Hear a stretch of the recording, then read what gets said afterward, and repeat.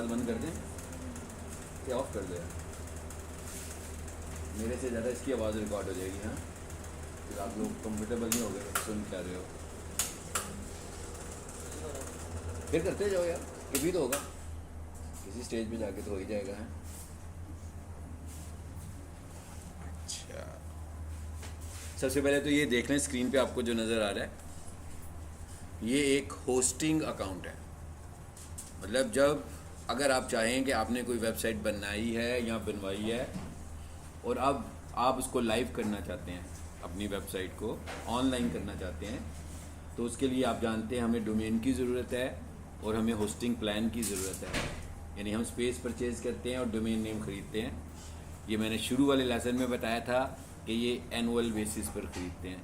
यानी जब भी हम ख़रीदेंगे एक दफ़ा तो वो 1 ईयर के लिए होगी। आप यूँ समझ लो कि रेंटल बेसिस पर ख़रीदते हैं और हर माह हर साल इसका रेंट देना पड़ता है। मतलब रेंट तो डे का ही होता है, लेकिन हर दफ़ा पेमेंट हम साल बाद करते हैं। ठीक है, हम चाहें तो 2 साल की पेमेंट भी कर सकते हैं, हम चाहें तो 3 साल की पेमेंट भी कर सकते हैं और हम चाहें तो इकट्ठी 5 साल की पेमेंट भी कर सकते हैं। बट एनीवेज ये होगा ईयरली बेसिस पर ही। ठीक है, मतलब लाइफ टाइम नहीं है। जैसे आप कोई चीज़ ख़रीद लेते हैं तो वो आपके पास लाइफ टाइम होती है, तो होस्टिंग भी लाइफ टाइम नहीं है। एट द सेम टाइम आपकी जो डोमेन है, जो आपने बिज़नेस का नाम लिया हुआ है, वो भी लाइफ टाइम नहीं है।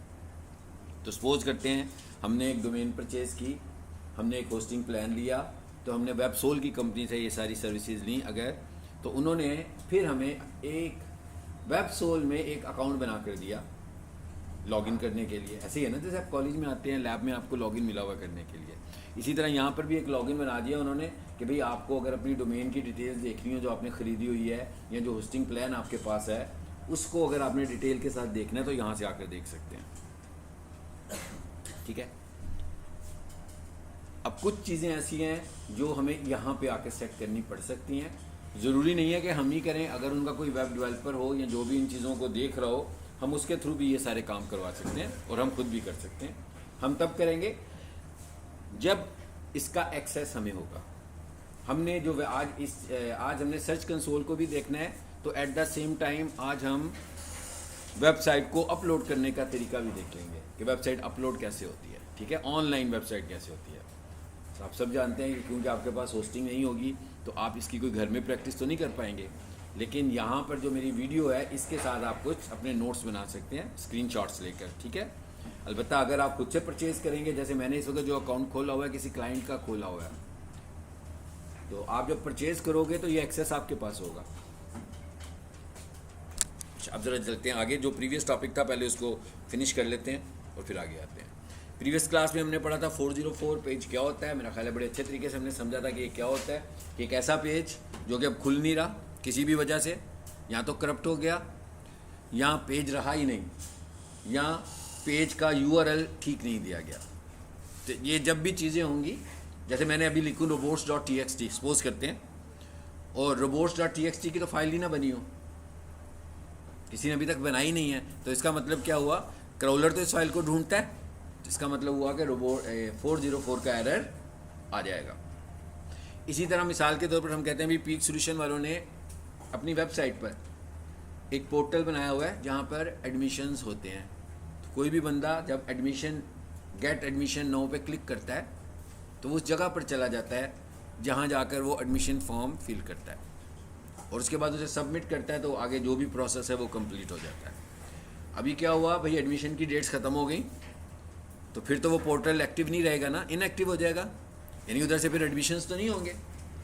तो इन्होंने क्या किया, सपोज कर लेते हैं इन्होंने ये किया कि भाई अब वो जो एडमिशन वाली फ़ाइल खुलती थी क्लिक करने से, वो फाइल रिमूव कर दी, लेकिन क्लिकेबल तो अभी भी है। तो कोई भी बंदा क्लिक करेगा तो वो क्या करेगा, उस फाइल को ढूंढेगा, फाइल तो नहीं मिलेगी, तो क्या आएगा, एरर आ जाएगा और 404 आएगा। ऐसी सूरत में हमें फिर क्या करना चाहिए, इसका जो हाइपर लिंक है उसको भी ख़त्म कर देना चाहिए। अब वो गेट एडमिशन लिखा हुआ बेशक आ रहा हो, लेकिन उसे कोई बंदा क्लिक करेगा तो किसी भी पेज पर नहीं जाएगा। ठीक है, सो ये रीज़न्स हैं जिसकी वजह से 404 पेज का एरर आता है। अब एक वेबसाइट है, उसमें 6 URLs हैं। URLs का क्या मतलब होता है भाई, website, about us, gallery, home, ये बटन्स बने हुए हैं ना, इन्हें क्लिक करते हैं, मैं इनको यूआरएल्स बोल रहा हूँ।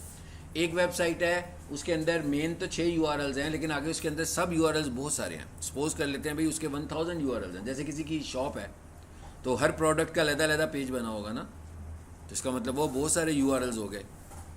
अब सपोज कर लेते हैं कि किसी के भाई 5000 यूआरएल्स हैं। अब एरर्स जनरेट हो रहे हैं, हम कहते हैं भाई वो एरर जो जनरेट हो रहे हैं वो 10 यूआरएल से हो रहे हैं, वो 100 यूआरएल से हो रहे हैं, वो 500 यूआरएल से हो रहे हैं। अब एक एक को ढूंढना तो बड़ा मुश्किल काम है, दिक्कत वाला काम है। इसलिए ये काम करने के लिए हमारे पास टूल मौजूद है जिससे हम ये आइडेंटिफाई कर लेंगे। वो टूल चेक करेगा पूरी वेबसाइट के अंदर जाकर कि भाई इसके अंदर कोई 404 तो नहीं है। अगर उसके अंदर 404 होंगे तो उन पेजेस को आइडेंटिफाई करेगा और मार्क कर देगा और आपको बताएगा कि ये वाले पेजेस 404। बात समझ में आ गई? इस स्लाइड के अंदर मैंने ये 2-3 लिंक्स दिए हुए हैं। पहला लिंक ये है ब्रोकन लिंक चेकर, दूसरा लिंक ये है Ahref। भाई ये आपको स्लाइड दी है मैंने, इसे आप खोलोगे, इसे मोबाइल से नहीं खोलना, मोबाइल पे ये लिंक प्ले नहीं होगा, लैपटॉप से या कंप्यूटर से खोलोगे तो आप इस पर क्लिक करोगे तो ये डायरेक्ट उसी जगह पर चला जाएगा। ये लिंक नहीं है, ये तो जस्ट नाम लिखा हुआ है ना। जब मैं इसे खोलूँगा तो URL तब आएगा। ये Ahref कंपनी है, उसका लिंक है, ये डेड लिंक चेकर है। ये टोटल मैंने 3 मुख्तलिफ किस्म के लिंक्स आपको यहाँ पे प्रोवाइड कर दिए ताकि आपको पता लग जाए कि भाई कैसे कर सकते हैं। सपोज मैं इस पर क्लिक करता हूँ, ब्रोकन लिंक चेकर पे, ये क्लिक किया, अलाउ किया। फिर मैं बता रहा हूँ भाई इसे मोबाइल से नहीं प्ले करना। ये ना हो चैनल पर जाएँ, वहाँ पे फाइल आपको नज़र आए, आप क्लिक करें, आपके हो गया, फिर आपके ये तो क्लिक ही नहीं होता। हाँ, आपने इसको लैपटॉप से यहाँ कंप्यूटर से देखना है। अब वो क्या कह रहा है आपको, अभी कौन सी वेबसाइट है जिसके आपको ब्रोकन लिंक्स चेक करने हैं, तो कहता है www के साथ वेबसाइट बता दो। ऐसे ही है ना, बोले कोई इतना मुश्किल काम नहीं कर रहे हम, इसका कॉन्सेप्ट मुश्किल है, यहाँ तक पहुँचना मुश्किल है, सिर्फ कि करना कैसे है। ठीक है, बाकी तो ये बहुत सिंपल है। मैंने लिखा www.deckitchen.org, इनफ। क्या लिखा हुआ आ रहा है जी, फाइंड ब्रोकन लिंक्स। इसी तरह मैं दूसरे पर जाऊँगा, बाकी के लिंक्स पर जाऊँगा और वो भी हमें इसी तरह से ब्रोकन लिंक्स ढूंढ कर देगा। कहता है हाँ भाई ये आपके पास जो सिक्योरिटी कोड आ रहा है, कैप्चा आ रहा है, ये लिखो। अब रोबोट तो नहीं हो, सो हमने कहा 2SD जो भी था ये टाइप कर दिया और इसको क्लिक कर दिया। जी क्या हुआ, स्टेटस उसने करना शुरू कर दिया काम। अब अगर इस वेबसाइट में ब्रोकन लिंक्स होंगे तो लिस्ट आ जाएगी आपके सामने लिंक्स की, और अगर नहीं होंगे तो क्लियर कर देगा कि भाई इसमें कोई ब्रोकन लिंक नहीं है। तो इसका मतलब क्या हुआ, अगर इसमें कोई भी ब्रोकन लिंक नहीं होगा तो इसका मतलब ये अच्छा फैक्टर है हमारी वेबसाइट की SEO के लिए। फॉर एग्जांपल, फॉर इंस्टेंस, अगर इसमें से 10 लिंक्स निकल आते हैं तो इसका मतलब है कि ये डैमेज कर रहे हैं आपकी वेबसाइट की SEO को। हम डेवलपर से बोलेंगे कि इन लिंक्स को चेक करें, अपने क्लाइंट से कहेंगे कि भाई इनको चेक करें, ये लिंक्स खुल क्यों नहीं रहे, क्या ये फाइलें ख़त्म कर दी हैं। अगर आपने ये काम ही ख़त्म कर दिया अब, तो आप इसके हाइपर लिंक्स भी ख़त्म कर दें, क्योंकि अगर हाइपर लिंक मौजूद नहीं होगा तो 404 एरर जनरेट नहीं होगा। ठीक है, सो एक तो ये काम है, ये होने लगा हुआ है, इसको भी हम देख लेते हैं। देखें, अगर फॉर एग्जांपल जैसे मैंने भी देखे ना, होस्टिंग अकाउंट खुद खोल लिया, ये तो डिपेंड करता है ना कि आप किस लेवल पे काम करने लगे हो। आज जैसे आप स्टार्ट पे करोगे तो शायद आप सिर्फ SEO का काम ही कर रहे होगे, फिर जैसे जैसे आपका एक्सपीरियंस होगा आप दूसरी चीज़ों में भी चले जाओगे देखने के लिए। ठीक है, जैसे अब उसने कहा भाई मेरा डेवलपर तो नहीं है इस वक्त, मैंने तो जिससे वेबसाइट बनवाई थी अब तो मेरा उससे कोई राब्ता ही नहीं है, मैं तो उसको पैसे भी दे चुका हूँ। ठीक है, अब तो मैं सिर्फ आपसे SEO करवा रहा हूँ, तो फिर मैं उससे इसके cPanel का एक्सेस लेके इन फाइलों को आइडेंटिफाई करके ख़त्म कर दूँगा। ये अभी देखते हैं हम ये फाइलें कहाँ पड़ी होंगी। अभी मैंने कहा ना cPanel में हम जाने लगे हैं, क्योंकि मेरे पास cPanel का एक्सेस होगा तभी कर पाएंगे ना। तो जिनके पास cPanel का एक्सेस नहीं होता वो तो ये काम नहीं कर सकते। ठीक है, एनीवेज इसे करने देते हैं काम। इसी तरह बाकी के भी टूल्स यही काम करने वाले हैं। अगले टॉपिक पे आ जाते हैं। अगला टॉपिक क्या जी हमारे पास, क्लियर हो गया। ब्रोकन लिंक्स 3 है, घर जाकर तीनों को एक एक करके लिख कीजिएगा। तीनों में एक ही तरीके से वेबसाइट का URL लिखना है, वो आपको आगे से डिटेल्स बताएगा। और अच्छी बात ये होगी कि जब आप ब्रोकन लिंक चेक कर रहे हो तो सिर्फ एक से ना चेक करें, एक से ज़्यादा टूल से चेक करें, ताकि हो सकता है कि ऐसा ना हो कि कोई एक टूल आपको सही तरीके से इन्फॉर्मेशन ना दे रहा हो। तो क्रॉस चेक करें, जब 3 टूल से चेक करेंगे तो जो चीज़ें उनमें कॉमन आ जाए, इसका मतलब है कि यही वाले ब्रोकन लिंक्स हैं, इनको ठीक कर लिया। अच्छा, अब जरा आगे चलते हैं और अगला टॉपिक है जी हमारे पास गूगल सर्च कंसोल। ठीक है, क्या हुआ, नज़र आ रहा है आपको, कुर्सी भी ठीक है आपकी।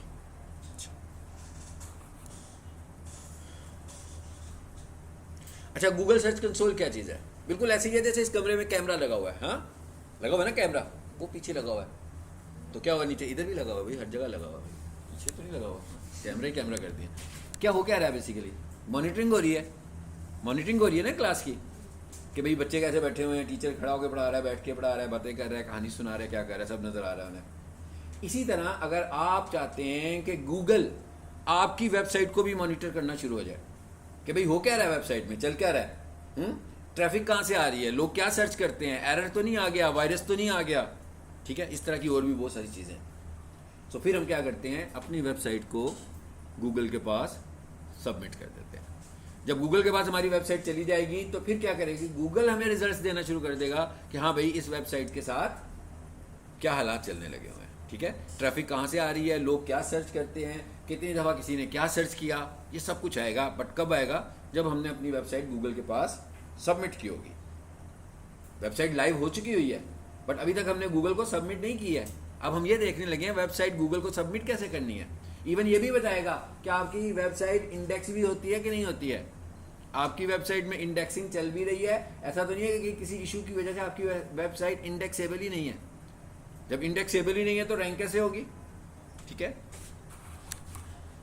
ये तो कॉन्सेप्ट था किस चीज़ का, गूगल सर्च कंसोल का। अब हम ये समझते हैं कि बनेगा कैसे। इंपॉर्टेंट चीज़ तो ये है ना कि खोलना कैसे है, इसे कॉन्फ़िगर कैसे करना है, यहाँ पे जाकर अपनी वेबसाइट कैसे सबमिट करनी है। और प्रीवियस क्लास में जो हमने पढ़ा था साइट मैप, पढ़ा था ना, साइट मैप भी जाकर फिर हम गूगल सर्च कंसोल में ऐड करेंगे कि ये भाई हमने साइट मैप बनाया था, ये ले लो आप, ताकि आपको पता लग जाए कि हमारी वेबसाइट का स्ट्रक्चर क्या है, ताकि क्रोलर जब आपके पास आए इन्फॉर्मेशन लेने तो आप उसे हमारा साइट मैप भी दिखा दो।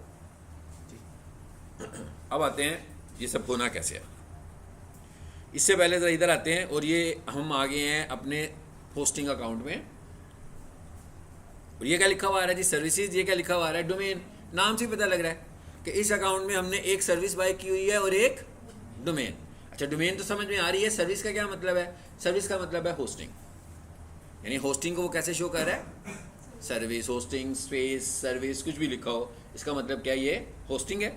सो अब हमें क्या करना है, हमें तो कुछ फाइलों पे काम करना है। इसका तो कुछ भी लेना देना नहीं है ना डोमेन से, इसका किससे लेना देना है, स्पेस से लेना देना है, जो हमें स्पेस मिली हुई है। इसका मतलब क्या हुआ कि हमने जो भी काम करना होगा, सिर्फ ये इसका डोमेन का तो ये फायदा है कि भाई एक्सपायर होगी, यहाँ आके मुझे पता लगेगा, पेमेंट करूंगा, फिर रिन्यू हो जाएगी। डोमेन लेवल पे तो मैंने कुछ भी नहीं करना, मैंने जो काम भी करना है किस लेवल पे करना है, सर्विस लेवल पे करना है, यानी अपनी होस्टिंग पे करना है। तो मैं इस पर क्लिक करता हूँ, चलिए आगे देखते हैं क्या होता है। अभी आपके पास होस्टिंग प्लान खुल जाएगा। बेटा आगे आ जाओ, आगे ये तीनों चेयर्स खाली हैं, आगे चलो,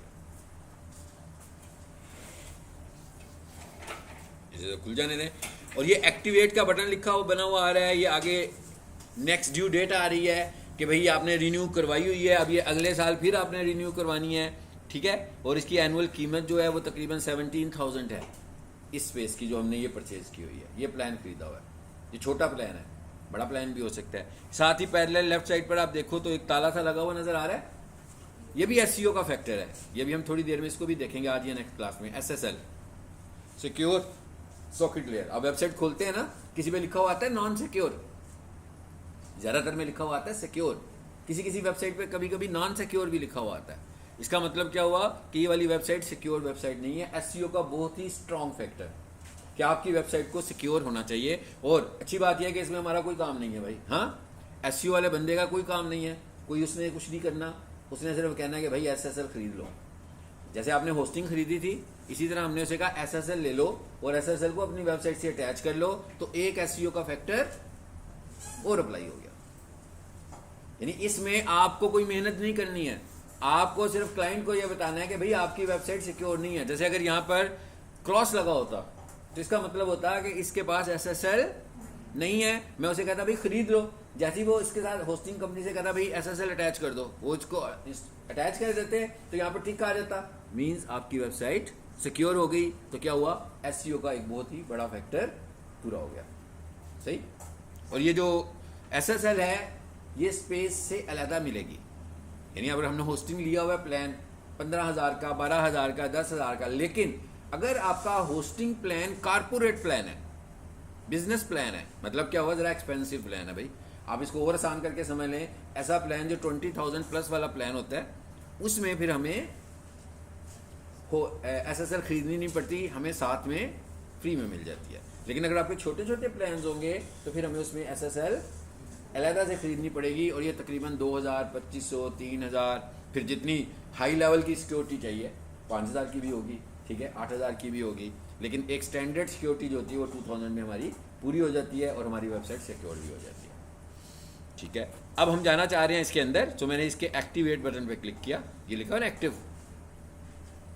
अब आगे चलें इधर, कहाँ जा रहे हैं अब हम इसके सी पैनल में जा रहे हैं, इस वेबसाइट के सी पैनल। वेबसाइट का सी पैनल क्या है? होस्टिंग का सी पैनल कौन सा है? जहां पर वेबसाइट ने अपलोड होना है और जहां पर सारी फाइलें पड़ी होंगी। अभी तक आप इन सब फाइलों पे काम कहाँ पे कर रहे थे? अपने घर में, अपने कंप्यूटर पे। अब हम कहाँ पे काम करने वाले हैं? अब हम इनके अंदर सी पैनल में जाएंगे जहां पर वेबसाइट को लाइव करेंगे, और जो वेबसाइट लाइव होगी उसे कोई भी बंदा किसी भी जगह से बैठकर देख सकता है। अभी तक तो आप जो अपनी वेबसाइट तैयार की हुई है वो तो आप ही के कंप्यूटर में है ना भाई, लाइव तो नहीं है, कोई दूसरा बंदा तो उसे नहीं देख सकता। जब तक आप होस्टिंग नहीं खरीदेंगे, जब तक आप डोमेन नहीं खरीदेंगे, उस वक्त तक हम उसे लाइव नहीं कर सकते, ठीक है। आगे लेफ्ट साइड पर देखें, लिखा हुआ है सी पैनल, यहां पर जाने वाले हैं हम।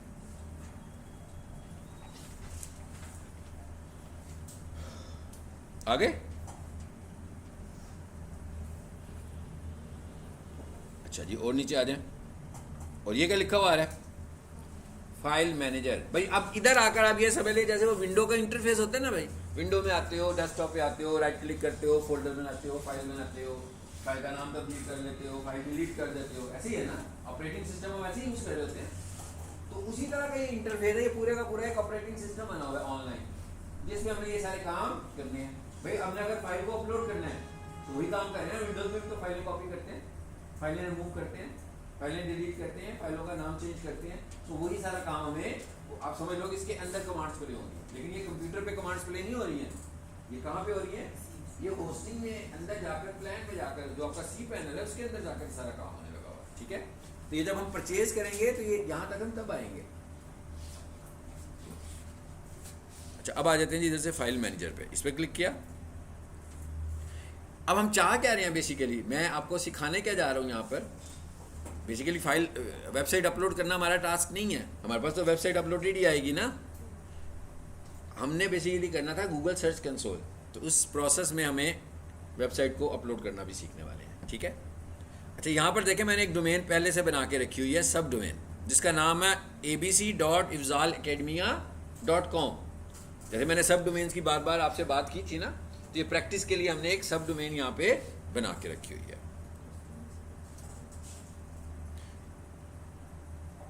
जी, इसको ज़रा राइट क्लिक करो, मैं इसका नाम ले लूँ ज़रा यहाँ से, बजाय इसके कि मैं इतना लंबा टाइप करूँ गलती हो जाए। सो मैंने इसे कॉपी किया, रीनेम नहीं करना था मैंने, सिर्फ कॉपी करना था, और यहाँ लाकर इसको पेस्ट कर दिया। देखते हैं क्या होता है, क्या कोई वेबसाइट पड़ी है इसमें? पड़ी हुई है ना, ये लगता है प्रीवियस क्लास को सिखाने के लिए मैंने यहाँ पर वेबसाइट अपलोड की हुई, ठीक है। वेबसाइट पड़ी हुई है यहाँ पे। अच्छा, अब हम क्या करेंगे, इसको रिमूव कर देते हैं ताकि हम ये सारी प्रैक्टिस यहाँ पे दोबारा से करेंगे। इधर आ जाते हैं, किसमें वेबसाइट है भाई? इसमें, इसे खोलो, ये सारी वेबसाइट इसमें आ रही है, ठीक है। ये वही वेबसाइट है जो आपको मैंने प्रैक्टिस के लिए भी दी हुई है, उसी तरह की कोई वेबसाइट है। सो मैंने क्या कहा, इस सारे को रिमूव करना है मुझे। सो मैं अंदर आ गया हूँ, अंदर आना है, बाहर से नहीं करना। और यहाँ आके ये क्या लिखा हुआ आ रहा है भाई? अब ये देखिएगा, मैं सारी कमांड, परेशान नहीं होना कि क्या नई चीज़ आ गई है भाई, ये विंडोज़ है, हाँ, जैसे विंडोज यूज़ करते हो ना वैसे ही है। क्या लिखा हुआ आ रहा है? Select all. विंडो में भी करते हो ना सेलेक्ट ऑल। सो मैंने इसको किया सेलेक्ट ऑल, क्या हुआ? सब कुछ सिलेक्ट हो गया। फिर क्या चाहता हूँ मैं? डिलीट करना, ये देखें ऊपर डिलीट का बटन भी बना हुआ है। ये मेरे लैपटॉप से कुछ नहीं हो रहा, ये सब कुछ कहाँ से हो रहा है? इस होस्टिंग के अंदर से होने लगा हुआ है। इसको किया और कंटिन्यू, खाली हो गया फोल्डर। इसका मतलब क्या हुआ? मैंने वेबसाइट को उस सब डोमेन में से निकाल दिया। अब जरा देखें क्या होता है।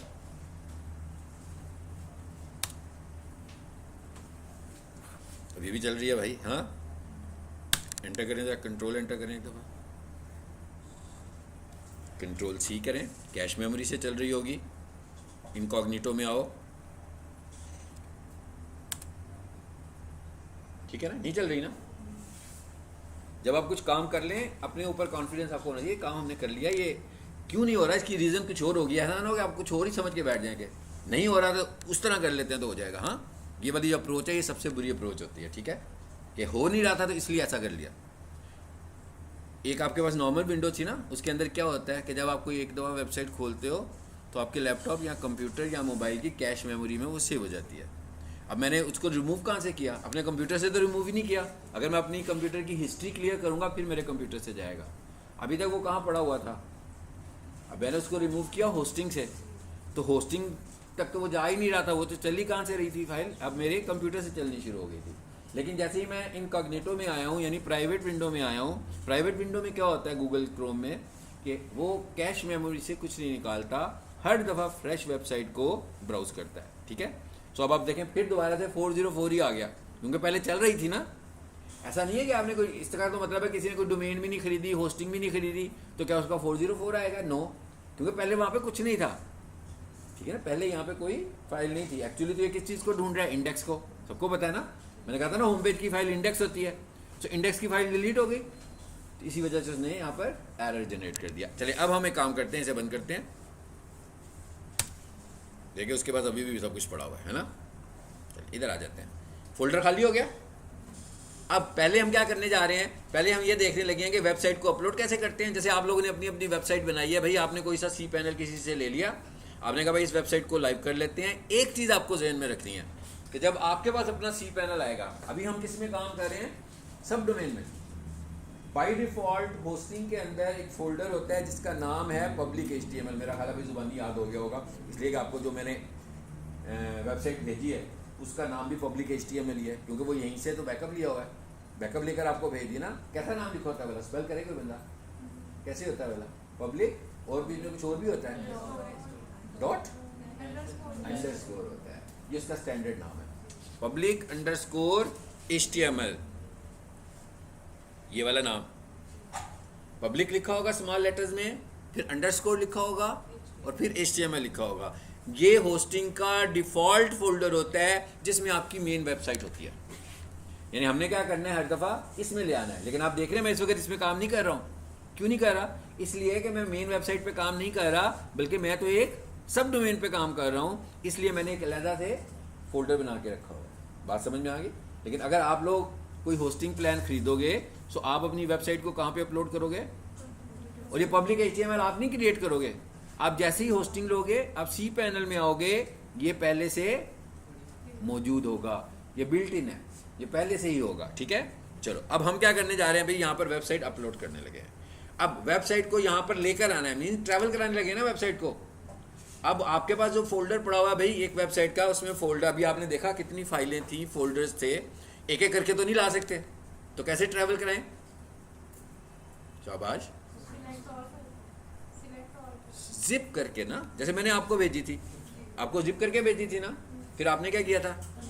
अनजिप किया था।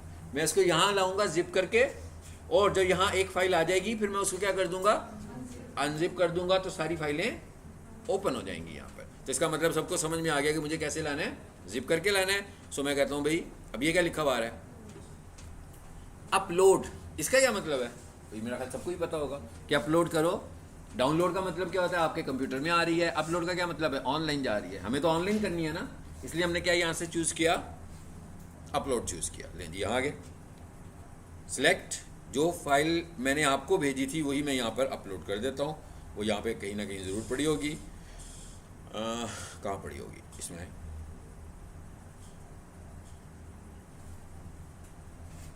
ये क्या लिखा हुआ आ रही थी, वेबसाइट स्टैंडर्ड पड़ी है ना। चलो जी, 43 MB की कोई फाइल पड़ी है, इसी को मैं ले आता हूँ। इसके अंदर देखें ना क्या है, इसमें आई का फोल्डर पड़ा हुआ है, इसे रिमूव कर देते हैं। चले और चले, मेरा ख्याल है कि कुछ चीज़ें कम हुई होंगी।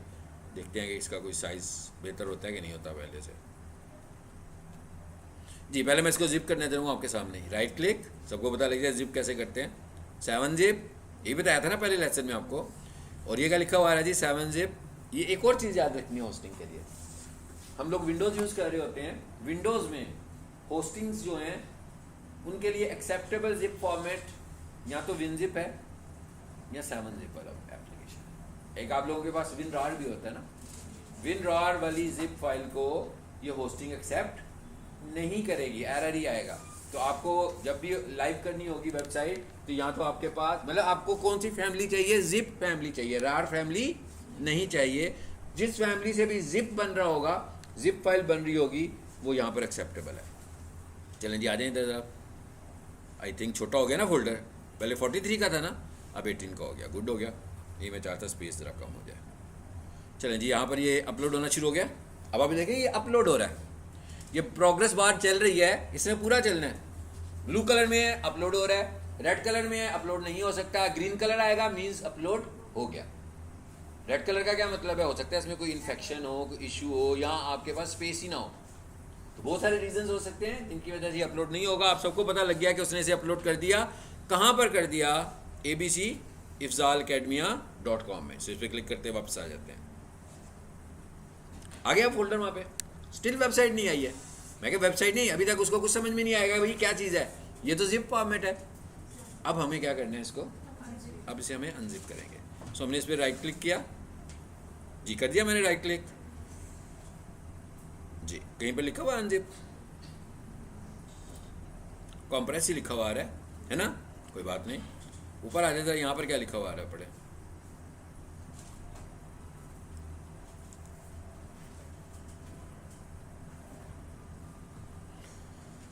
डाउनलोड, अपलोड, परमिशंस, एक्सट्रैक्ट का ऑप्शन क्यों नहीं आ रहा भाई, एक्सट्रैक्ट का ऑप्शन भी आना चाहिए। राइट क्लिक करें जरा, इसको रीनेम करते हैं इसको जी, कहाँ है रीनेम, ये इसका नाम क्या कर दें, जिप कर दें। एक्सट्रैक्ट का ऑप्शन आ गया, चेक करते हैं क्या पूछ रहा है, क्या बता रहा है आपको कि कहाँ पर इसको एक्सट्रैक्ट करने लगा। ये इसको क्लिक कर देते हैं तो देखते हैं एरर तो नहीं आता।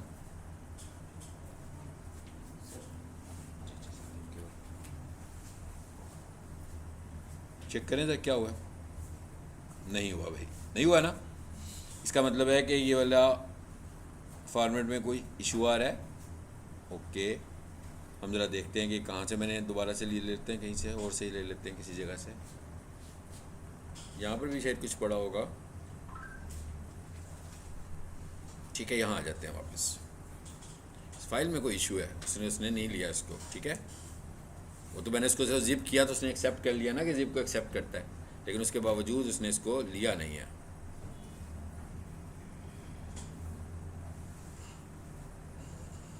नॉट फाउंड कहता है, इसमें कोई इशू है भाई। ओके ठीक है, इसको रिमूव कर दें, इसको ज़रा डिलीट कर देते हैं भाई, डिलीट डिलीट डिलीट। यहाँ पर आए और अब ज़रा मैं किसी और लोकेशन से ले आता हूँ, यहाँ पर आए और सोफ़ा वाली वेबसाइट को ले आते हैं।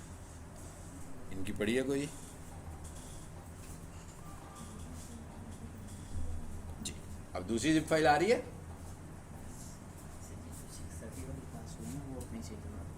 वो नीचे ही करवा दीजिए। नीचे, वो सिर्फ इस स्लॉट में वो चाहिए था, फ्री हो जाए, चाहे उधर करा लें चाहे इधर करा लें, एक ही बात है। नहीं इधर वो फिर शॉपिफाई की सारे सेम अच्छा ठीक है, ओके।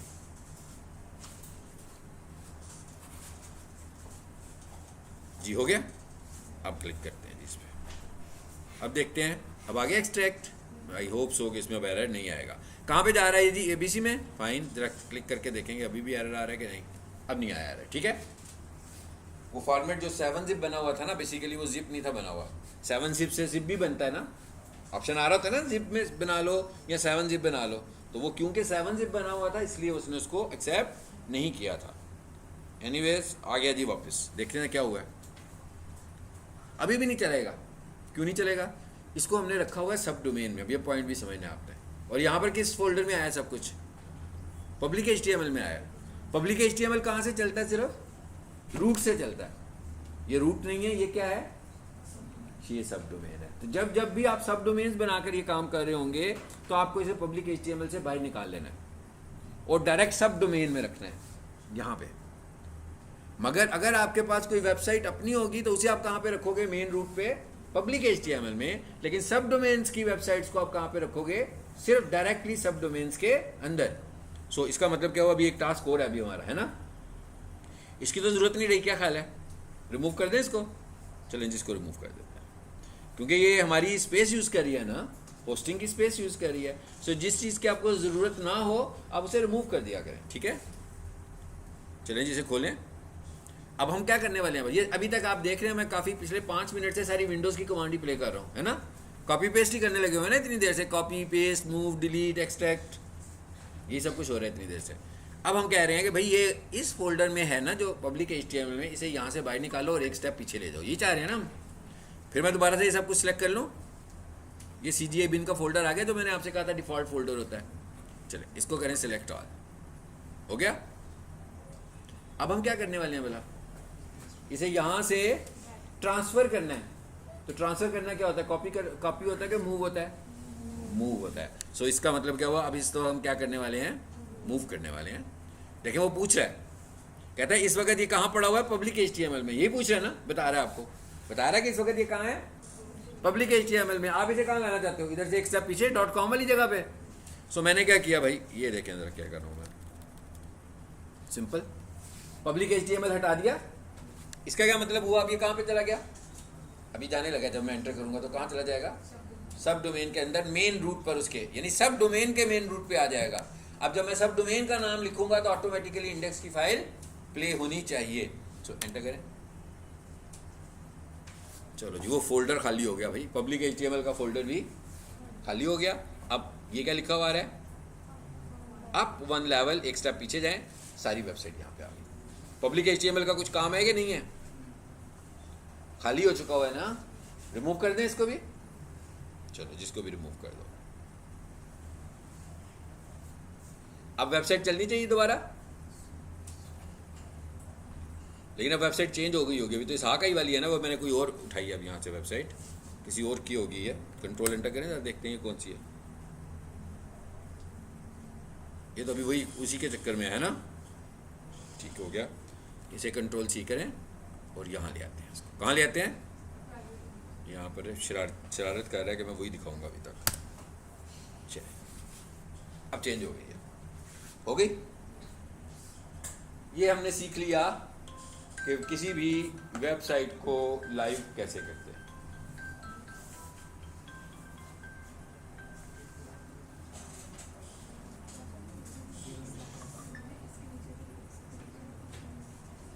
मेरा मोबाइल कैसे ऑन है, कैसे बनते हैं?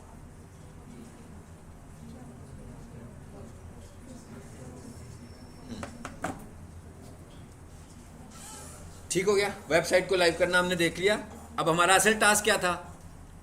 अपनी वेबसाइट को सर्च कंसोल को सबमिट करवाना है, ठीक है? ठीक है, आ जाते हैं जी। अब जरा सर्च कंसोल को सबमिट करने के लिए हमें क्या करना है? यहाँ पर आए और यहाँ पर आकर लिखा हमने गूगल सर्च कंसोल, टाइप कर दिया। सबसे ऊपर ही आ गया जी गूगल सर्च कंसोल टूल्स। ठीक हो गया, बिल्कुल सही आया। इस पर क्लिक कर दें।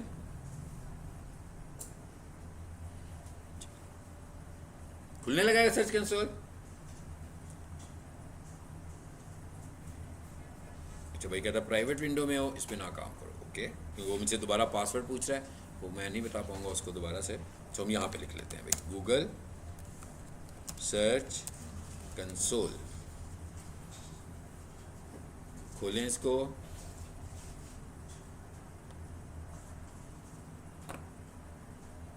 स्टार्ट करें इसको। भाई इसके अंदर पहले से कुछ हुआ है भाई, बहुत कुछ। हाँ चल रहा है ये, इसमें नहीं काम करते, हम किसी और में कर लेते हैं, ठीक है? सिर्फ इसलिए मैं चाहूँ तो इसमें भी कर सकता हूँ, इसमें मैं इसलिए नहीं कर रहा कि आपको समझ में आ जाए सही तरह से, इसलिए मैं किसी ऐसे जीमेल पर जाने लगा हूँ जहाँ पर सर्च कंसोल ना बनाओ पहले कोई। गूगल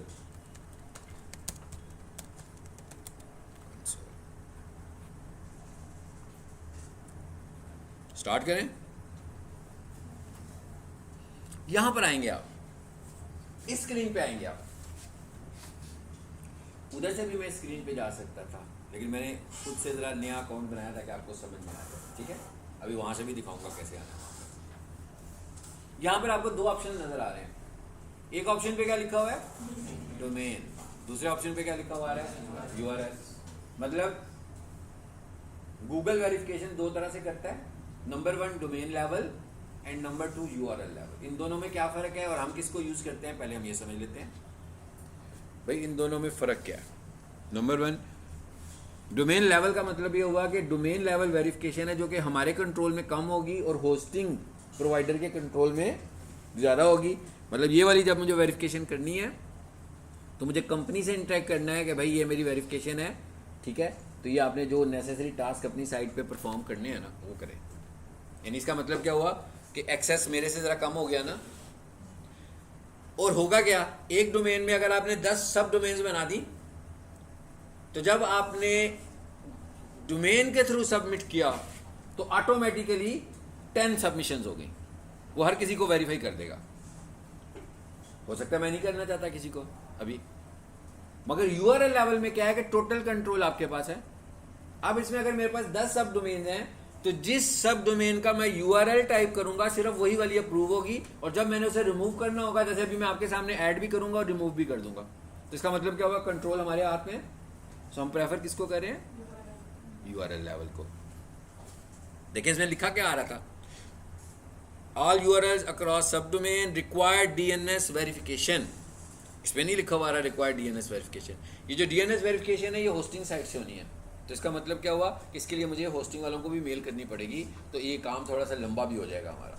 तो हमने कहा कि भाई वो काम करते हैं जो टोटली, जैसे मैं अभी पढ़ा भी रहा हूँ, ऐड करूँगा रिमूव कर दूँगा, मेरी चॉइस है, जितनी दफ़ा मर्जी ये करता रहूँ, मुझे किसी को बताने की ज़रूरत नहीं क्या कर रहा हूँ मैं। हाँ, तो इसका मतलब क्या हुआ, इस लेवल पर आए। अब वो यहाँ पर ये तो समझ में आ गया कि यूआरएल लेवल पे काम करने वाले हैं। क्या करना है यहाँ पर, कहता भाई अपनी वेबसाइट का यूआरएल बता दो। मैंने कुछ और तो नहीं कॉपी किया, नहीं किया, लिख दिया जी मैंने वेबसाइट का यूआरएल। ये वही है ना जो खोली थी अभी आपके सामने, जिसके अंदर अभी वेबसाइट सबमिट भी की है। मैंने कहा इस वेबसाइट को मुझे गूगल को सबमिट करना है। ये website main domain root website भी हो सकती है और ये सब डोमेन रूट वेबसाइट भी हो सकती है। तो आपके ऊपर डिपेंड करता है ना आप कौन सी वेबसाइट पे काम कर रहे हो। मेन वेबसाइट पे कर रहे हो, जैसे ifzalacademia.com होती तो मैं वही लिख देता सिर्फ, क्योंकि इस वक्त मैंने आपको समझाने के लिए कि सब डोमेन में रखा है सारा डाटा, तो मैंने उसी वेबसाइट का नाम लिखा और इसे कर दिया कंटिन्यू। जी आ गया जाए, देखते हैं अब क्या होता है।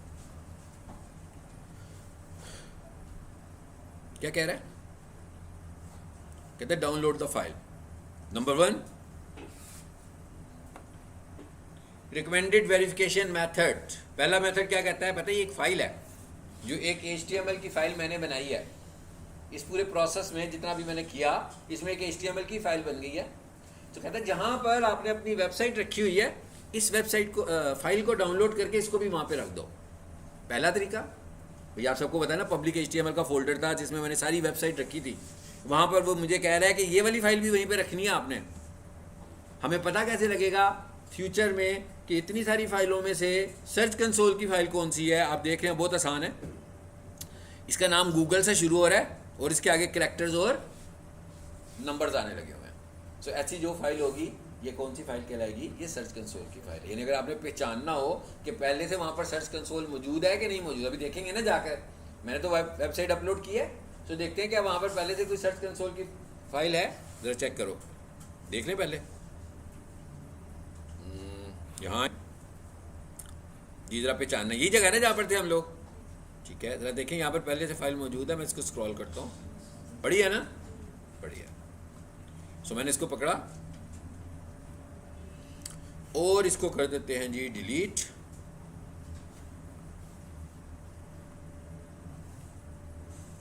चली गई, चलो अब आ जाते हैं इधर वापस।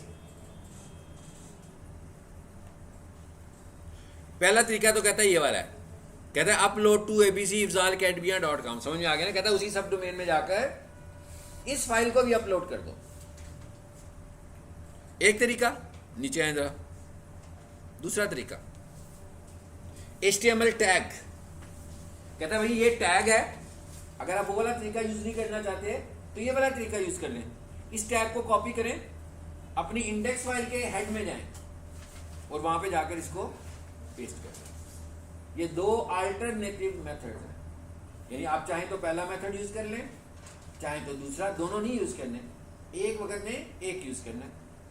और आप देखेंगे कि दोनों मेथड्स के साथ वेरीफाई का बटन अलग अलग मिलने वाला है आपको। देखें ये ऊपर कॉपी लिखा हुआ आ रहा है, कोड आ गया ना HTML का। कहां पे पेस्ट करने को बोल रहा है? इंडेक्स के अंदर हेड में। ये ज़हन में रखते हैं, इंडेक्स में बॉडी भी तो है ना, बॉडी वाले पार्ट में नहीं, हेड वाले पार्ट में किसी भी जगह पर भाई। चाहे हेड के बाद पहली लाइन में लिख दो, चाहे दरमियान में लिख दो, चाहे एंड में लिख दो, मगर हेड के शुरू होने के बाद और हेड के खत्म होने से पहले पहले बीच में कोई जगह इसकी फिक्स नहीं है कि कहाँ होना चाहिए। इसको कहीं पर भी आप रख सकते हैं, मगर हेड के बाद नहीं लिखना, यानी एंड हेड करने के बाद नहीं, बल्कि हेड के बीच में। तो एक तरीका ये वाला है। क्या करेंगे इसको भाई, कॉपी करेंगे जहाँ पर फाइल है। मेरा ख्याल है सबको पता है, आप इतनी दफ़ा HTML फाइल के साथ प्ले करते रहे हैं ना। हम दूसरे वाला तरीका करते हैं। ये क्या है? कहता है इस पर क्लिक करो तो ये डाउनलोड हो जाएगी, इतना कोई मुश्किल काम नहीं है। हो गया?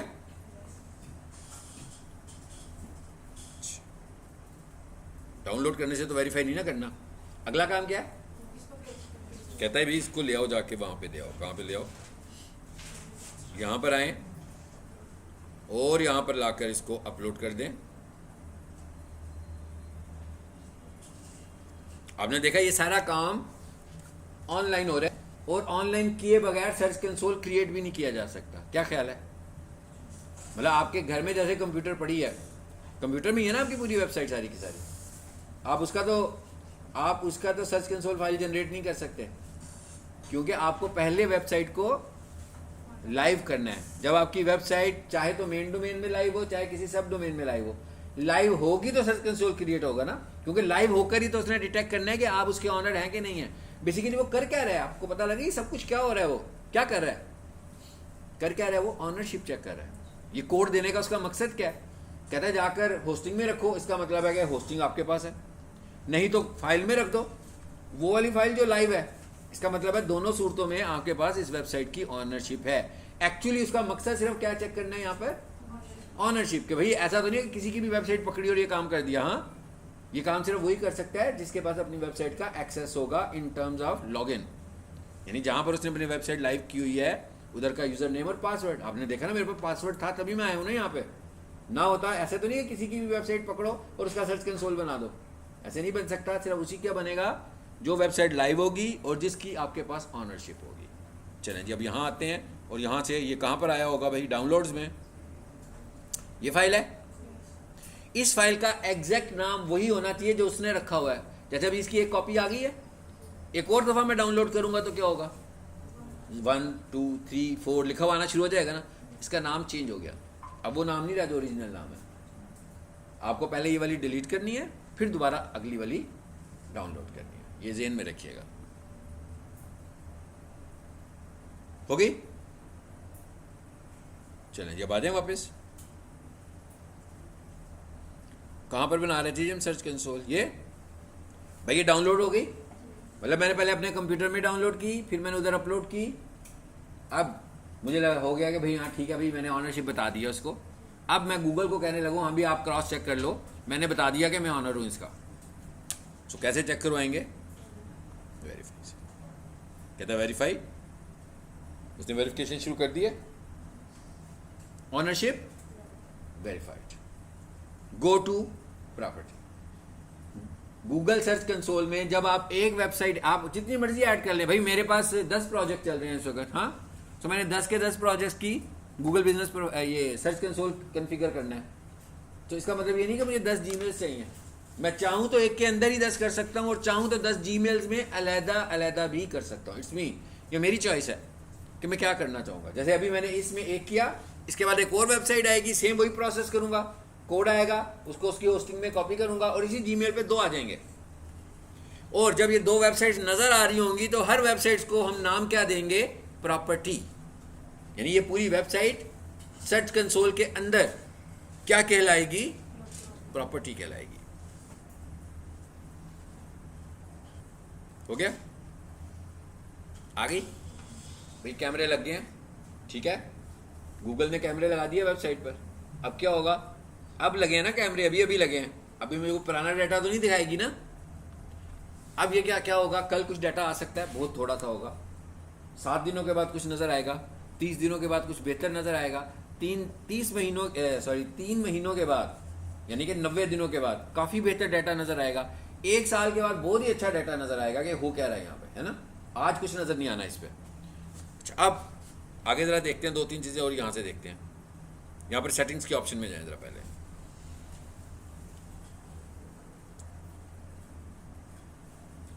आगे जी सेटिंग्स में ownership verified, users and permissions, ठीक है। इसका क्या मतलब है? इसका ये मतलब है कि भाई ये मैंने अभी बना लिया, क्रिएट कर लिया। अब मिसाल के तौर पर मेरे पास एसईओ की टीम है, सो मैं बहुत सारे लोगों को इसका एक्सेस देना चाहता हूँ, ठीक है। जैसे आप सबको मैं कहता हूँ मैं आप लोगों को इसका एक्सेस देना चाहता हूँ, सो मैं आप सबके जीमेल्स यहाँ पे ऐड कर दूंगा। तो आप क्या करोगे, अपना जीमेल खोलोगे, गूगल सर्च कंसोल लिखोगे, तो क्या होगा, सीधे इसके अंदर आ जाएंगे। कोई एक्सेप्ट करने की भी ज़रूरत नहीं है। हाँ, वो जैसे यूट्यूब में हम करते हैं ना, गूगल बिजनेस प्रोफाइल में एक्सेप्ट करना पड़ता था पहले, जीमेल पे नहीं जाने की ज़रूरत, बस मैंने असाइन कर दिया, आपने सिर्फ लिखना है गूगल सर्च कंसोल। जैसे आप खोलोगे तो ये जो मैंने ऐड किया हुआ है इफ्जाल एकेडमिया वाला, ये आपके पास भी होगा। यानी इसका मतलब क्या, परमिशन देने का क्या तरीका है, पता लग गया ना। क्या लिखा हुआ आ रहा है भाई, ऐड यूज़र। यहाँ पर आकर क्या करूँगा, मैं एक ईमेल दे दूँगा, मिसाल के तौर पर ये लिखा मैंने ईमेल। उसके बाद क्या लिखा हुआ आ रहा है, परमिशन टाइप्स, ऑनर, फुल और रिस्ट्रिक्टेड। ऑनर का क्या मतलब है कि ऐसा कंट्रोल जो मेरे पास है इस वक्त, ठीक है। फुल का क्या मतलब है कि ऑनर नहीं है मगर फुल राइट्स हैं उसके पास। और आखिरी क्या रहती है, रिस्ट्रिक्टेड, व्यूएबल, कि भाई आप कुछ नहीं कर सकते मगर सिर्फ इसको देख सकते हैं, इसके अंदर क्या हो रहा है, मतलब इसके अंदर देखना क्या है, रिजल्ट्स कैसे आ रहे हैं। तो यही काफ़ी है ना आपके लिए, इनसाइट्स करना भी काफ़ी है। यानी ये जो क्लाइंट्स होते हैं हम उनको आमतौर पर रिस्ट्रिक्टेड देते हैं कि वो भी देख सकें कि क्या हो रहा है उनके सर्च कंसोल में। चलो, मेरा ख्याल है समझ में आ गया। और नीचे आ जाते हैं जरा, सेटिंग्स जी। ये क्या कहता है, रोबोट्स फाइल बनी हुई है आपकी। आखिर में क्या लिखा हुआ है, क्या लिखा हुआ है जी, रिमूव प्रॉपर्टी। मतलब क्या हुआ, जैसे मैंने अभी आपको प्रैक्टिस सेशन के लिए करवाया, अब नहीं मुझे चाहिए ये। हाँ, क्या करने लगा हूँ, क्या आप ये रिमूव करने जा रहे हैं? जी मैंने कहा हाँ जी मैं रिमूव करने जा रहा हूँ। वापस आगे वाली स्क्रीन पे ये हमने सर्च कंसोल कॉन्फ़िगर करना भी सीख लिया, ठीक है। उसको ऐड कैसे करते हैं ये भी देख लिया हमने। और अगर बाद में अगर हमें उसकी ज़रूरत ना रहे तो उसे ख़त्म कैसे करना है। और इसी तरह वो जो हमारे पास सी पैनल में एक फ़ाइल है उसको भी मैं डिलीट कर दूंगा वहाँ से, जो भी मैंने अपलोड किया आपके सामने, ठीक है। अब ज़रा आखिर में वहाँ पर आ जाएँ वापस, जहाँ पर अभी हम देख रहे थे। सर्च कंसोल में बनाने लगा था तो नहीं बनाया था ना। ये देखें यहाँ पे रिजल्ट अब हमें नज़र आ रहे हैं, सर्च रिजल्ट। ये देखिए ये पुराना है ना, इसलिए यहाँ पर डाटा हमें नज़र आने लगा हुआ है।